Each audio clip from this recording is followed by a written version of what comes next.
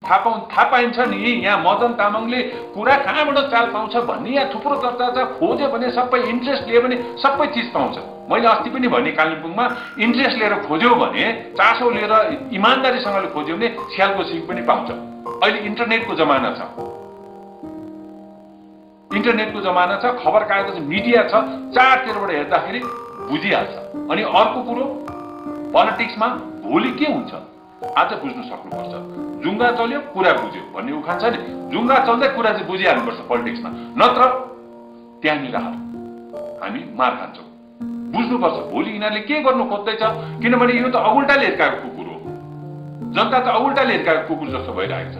Once बिटन twice डाले हिर्काएको कुकुर जस्तो भएको छौँ। बिजुली चम्किँदा पनि तर्सिन्छौँ। र प्रत्येक मैले जनसभामा पनि भन्ने गरी नेता भन्दैमा जोसुकै नपत्याउँ। मैले जनसभामा भने नेता भन्दैमा सबैलाई विश्वास गर्नु हुँदैन है, कोट्याएर सुँग्नुपर्छ, भएछ भने यसो चिमटेर चाख्नु पनि पर्छ, तब मात्रै पछ्याउनु पर्छ। न त जोसुकैलाई नेता भनेर पछ्याउनु हुँदैन भन्ने चोक बजारमा मैले बारम्बार भने।